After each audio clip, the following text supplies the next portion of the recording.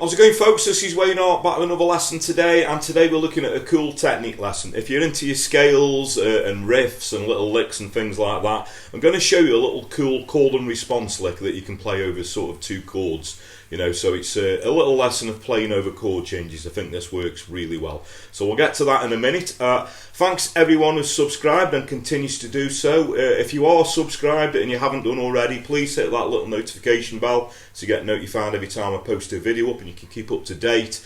If you want to, go over and sign up to my Patreon page, so there's a link to that in the comments, also a link in the description. And if you want to print off the chords, the lyrics and the strumming patterns to a lot of the usual stuff that I do, you know, the song lessons, it's great for that. Or there is some technique lesson stuff up there as well to coincide with a lot of the scale stuff that I do, including, you know, this lesson. If you want to look at the scales that work over these chords, I've pretty much posted all those up as well. So like I say, go over and check that out for as little as a couple of quid a month. Another way that you could help me, if you want to, please go over and give me a like on social media. So I'm Wayne Argison on Facebook, Twitter, Instagram, and now also TikTok. As you always say, I'm trying to get down with the kids.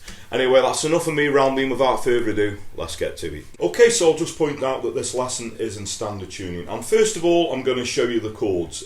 So we're going to use two chords for this exercise. The first one is an A7. Now you could either do it as a bar chord, or we could do it as open chords. Now the recording I did, I actually did it with bar chords. The second chord we're going to go to is a D7. So I'm doing that off the A string roots and doing sort of the A7 shape.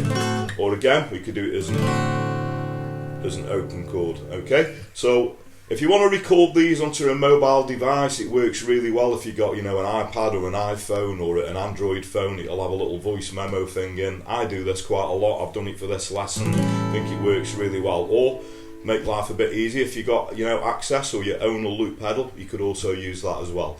So what I'm going to do is two bars on each chord. So we've got the A7 and the D7. Okay, so if you struggle with bar chords, we could do, you know, an open A7 and an open D7.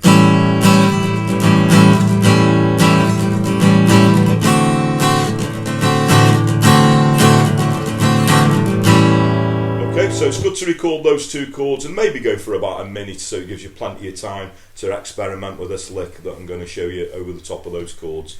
Okay, so now the licks are going to come from the A minor pentatonic scale. So if you're not familiar with that, I have covered this before, but I'm just going to very quickly run through what the A minor pentatonic scale is. So we're going to start obviously on the root note. That's on the 5th fret of my first finger. So we play that note on the same string, little finger. We'll play the 8th fret, then we play 5 on the A string, 3rd finger will play 7. We're going to do the same on the D, same on the G, and then on the B string, 1st finger 5, little finger is going to go on 8 again. So what we got is,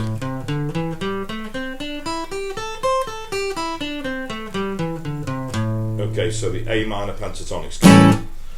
Okay, so if we look at the root notes that come from there, the A notes, obviously we've got the starting note, which is the 5th fret on the E string. We've also got one on the 7th fret, that's on the D string, that's an A note, and that's the note we're going to use for the lick. And we've also got one on the 5th fret on the top E string. Okay, so the way that this works, we're going to do a lick that works over the A chord, and when we change to the D7 chord, we're going to resolve it on a slightly different note. So what that gives us is like a chord and response. And the lick is, now my 3rd finger is on the 7th fret on the G. I've got my other fingers behind that on the same string because we're going to do a little bend, a little semitone bend. So what we're going to get is, and we're going to flick off to the 5th fret, that's on the G, and we're going to resolve it on the root note. That would be on the 7th fret on the D string. So put that together, we're bending back down again, flick off to 5, resolving on the root note. Okay, and when we change to the D chord, we're going to resolve it on a different note, because the notes that make up a D7 chord, we've got one note there that's not actually in the A minor pentatonic scale, but it's in the building blocks of the D7 chord, and it's an F sharp note. So if we hear that, that will be the 7th fret on the B string, and it sounds really sweet if you resolve on that note over the D7 chord. So we're going to do the same lick again.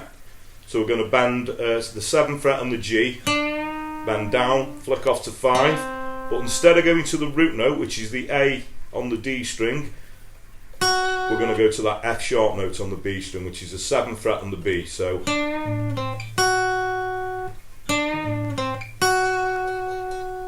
okay, so I'm just going to show you how those licks work over the backing track of the chords that I recorded earlier on. This is over the A and over the D.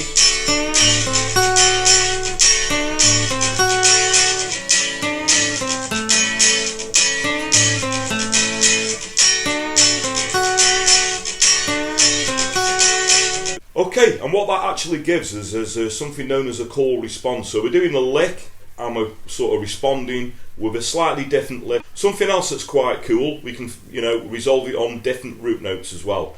So on the A one, so instead of resolving it on the what will be the 7th fret on the D string, we can actually go to the 5th fret on the top E string. So we can sort of mix it up a little bit. We could go.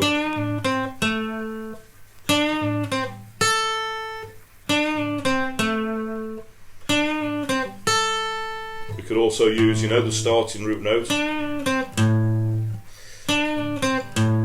Okay, and on the D1 we've got another F sharp note, which that would be the 4th fret that is on the D string, so we could resolve it on that note. Okay, so I'm just going to mix it up a little bit and show you how that would work over the top of the backing track, and you just got a little bit more to play with there.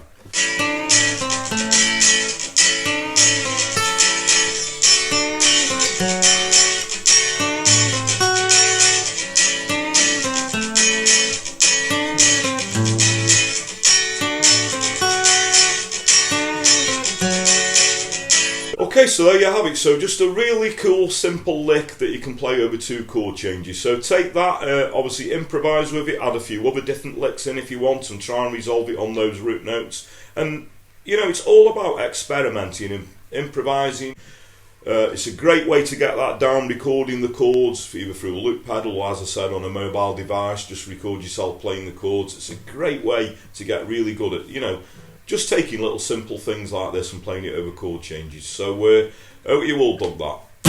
Okay, so thanks very much for watching. Hope you all enjoyed that. And it just takes you away from, if you're a strummer and you play songs all the time, which is, primarily what I do the most. I think it's just a way of accessing into doing a little bit of lead guitar work, just some simple things like this.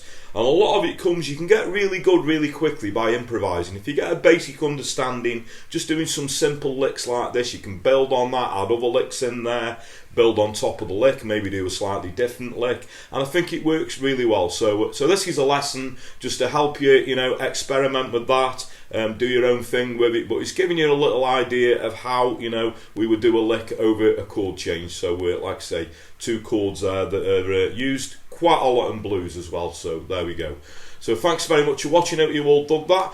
I'll quickly mention it again. If you are subscribed, the third way you can help me out is hitting the little notification bell that's somewhere down there, so you get notified every time I post a video up and you can keep up to date. The Patreon thing, sorry to keep banging on about it, sign up for as little as a couple of quid a month and you can print off a lot of the stuff to coincide with the lessons, which really helps having it sort of visually in front of you.